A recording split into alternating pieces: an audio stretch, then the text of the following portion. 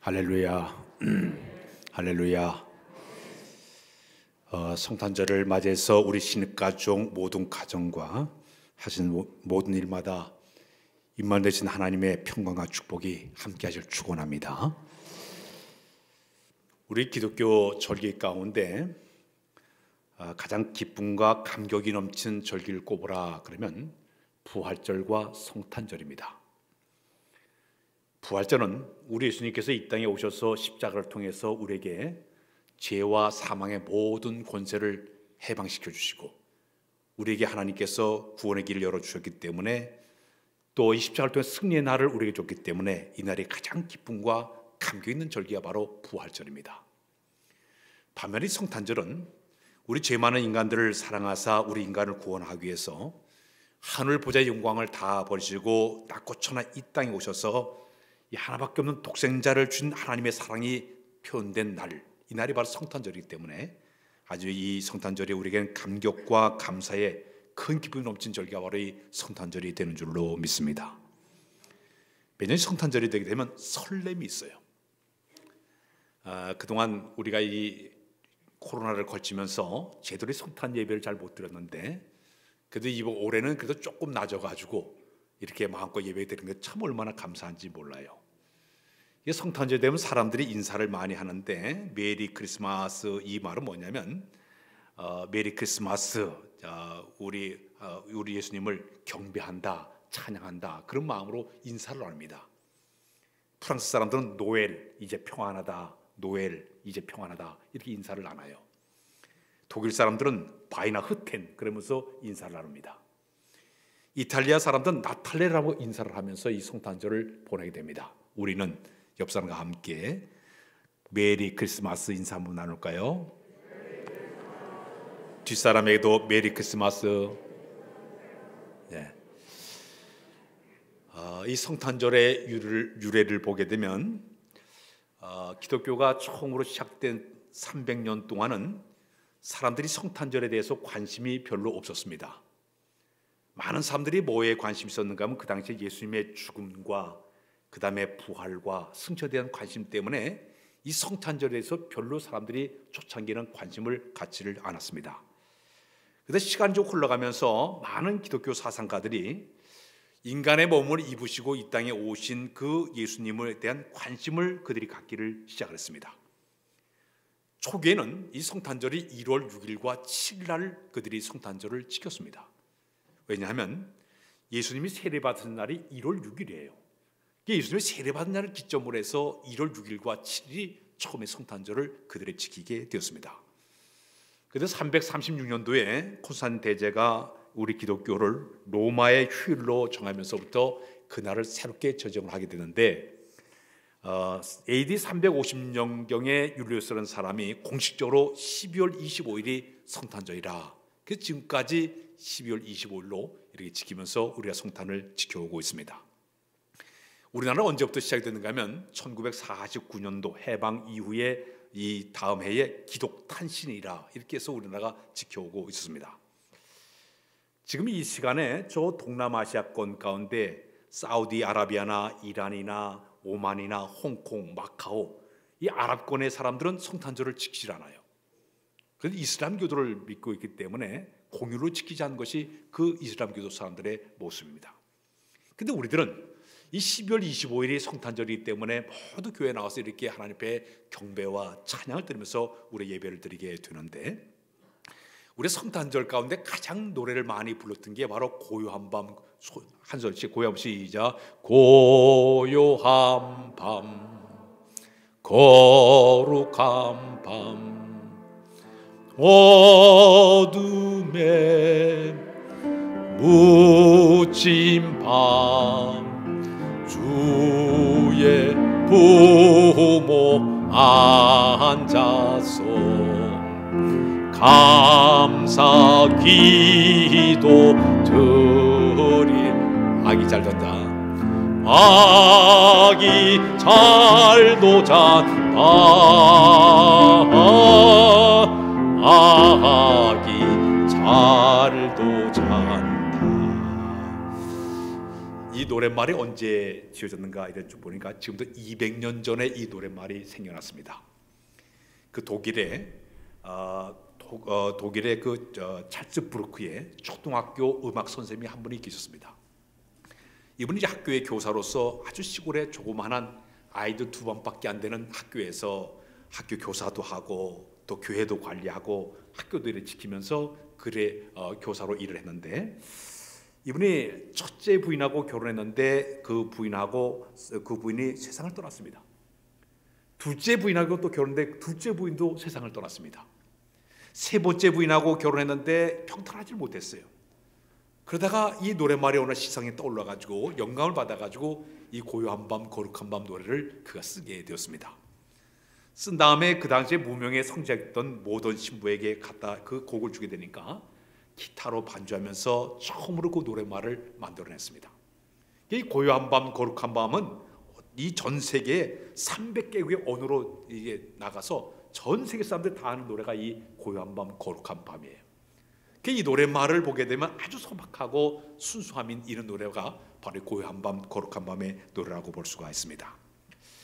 오늘 아침에 좀 설교를 길게 하면 안 되기 때문에 행사가 뒤에 있기 때문에 성탄절이 우리에게 주는 의미는 어떤 의미를 우리가 주고 있을까? 불교는요, 불교의 석가모니는 궁중의 왕자로 이 세상에 왔습니다. 유교의 공자는 중국의 상류사회의 귀족 출신으로 이 땅에 왔습니다. 근데 우리 예수님은 아주 가난하고 비천한 목수의 아들로 이 세상에 왔습니다. 가문도 없어요. 빛나는 전통도 없습니다.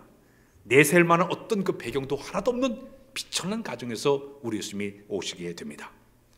심지어 우리 예수님이 태어날 때 모습을 보니까 큰 도시도, 예루살렘 같은 큰 도시도 아니라 저 조그만한 그 시골에 있는 베들레헴에서 태어났는데, 그 베들레헴 그 동네에서도 산모가 이렇게 힘들어 하다 보니까 남의 집 마구간을 얻어가지고 거기서 이 예수님이 탄생하게 됩니다. 또 그 아이를 누일 곳이 없으니까 말먹이통에다가 구에다 누여가지고 우리 예수님이 이 땅에 태어나게 됩니다. 만왕의 왕이신 그 예수님께서 어떻게 이렇게 낮고 천하고 누추한 곳으로, 차디찬 곳으로 왜 오셨을까? 의미가 대단히 중요한 의미를 우리에게 던져주고 있습니다. 전에 이제 세상을 좀 떠났지만 영국의 엘리자베스 그 여왕이 미국을 방문하게 되었습니다. 그가 미국에 온다고 하니까 호들갑을 떨었습니다. 왜냐하면 그가 미국에 온다고 하니까 행사에 입고 갈 옷을 준비하는데 한 벌에 한 2벌씩을 전부 준비를 했습니다. 혹시 이제 그 행차 도중에 누가 세상을 떠날까 염려가 돼서 상복도 준비를 했습니다. 또 여왕이 병들 만나니까 급하게 쓸 약들을 다 준비하는데 혈장색에 들어가는 그 피를 갖다가 190리터를 준비해가지고 일부러 가져가고, 화장실에 들어가서 혹시나 그 감염될까 염려해서 화장실에 가는 깔개도 다 가져가게 되고, 이것저것 전부 합치게 되니까 한 2,000kg 어마어마한 그런 그 물건을 가져가게 되었습니다.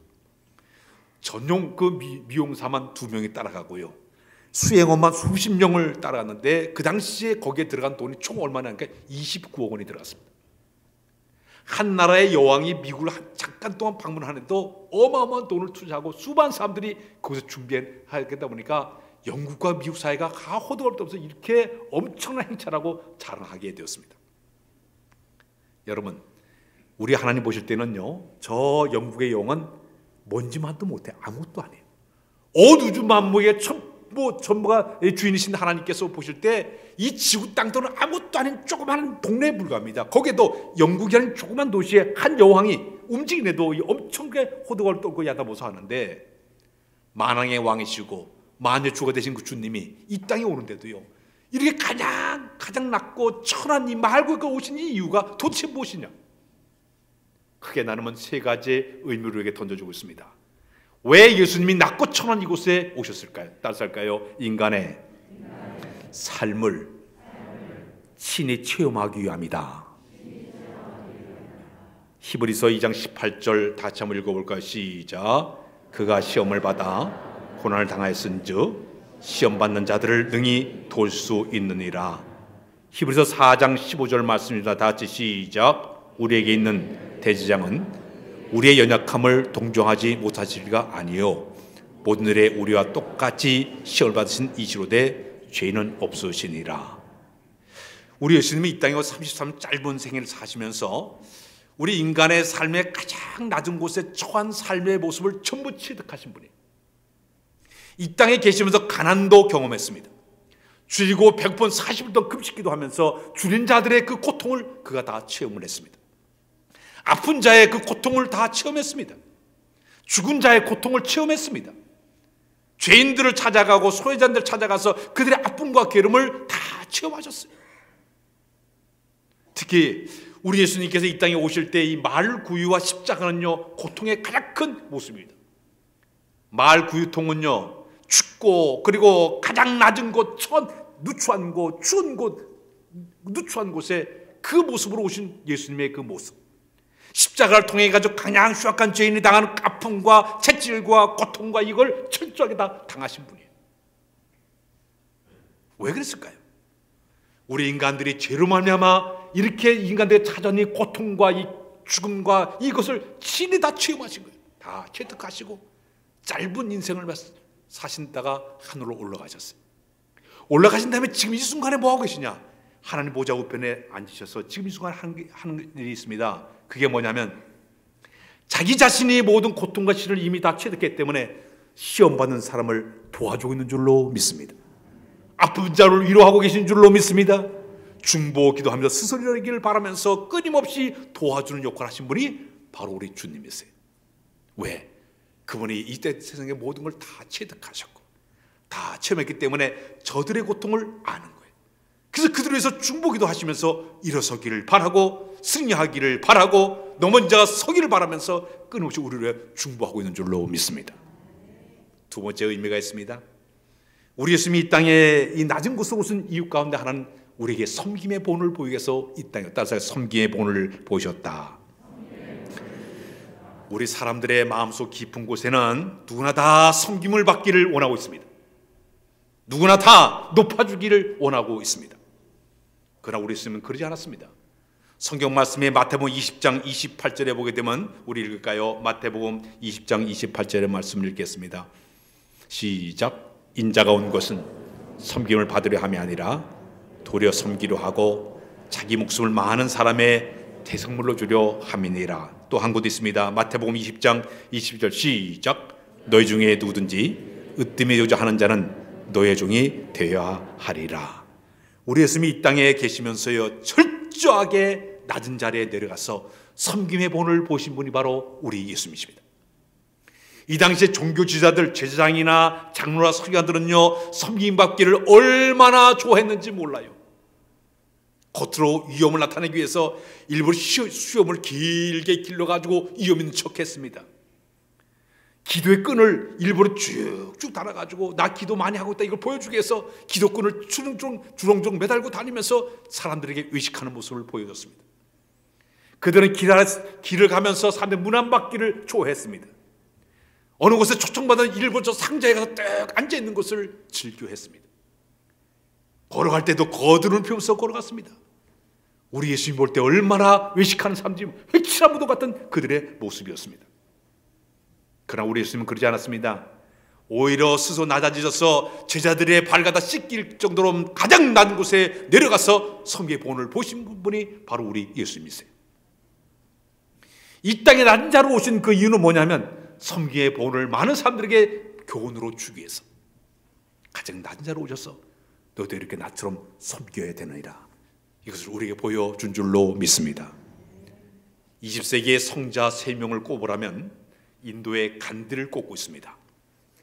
독일에서 태어난 슈바이처, 아프리카에 가가지고 열심히 일했던 슈바이처를 성자라고 얘기하고 있습니다. 근데 우리 아시아권에서 한 사람을 꼽으라 그러면 인도의 누가 하면 일본의 하청풍하는 분이에요. 이분은 일본에 나온 세계적인 신학자였죠. 가가와 도이토라는 그 하청풍하는 이런 분인데 이분은 그 메이저 고베 신학교를 나온 다음에 미국계에 건너가서 푸른 신학대에 가서 생물학을 전공했던 그런 분입니다.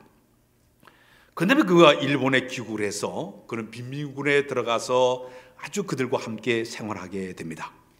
그 고베의 그 빈민군에 들어가서 사회사업과 농민운동을 하면서 열심히 희생의 삶을 살던 사람이 바로 이 가가와 도요토였습니다. 자, 그런데 이는 젊은 시절에 폐결핵에 걸렸습니다.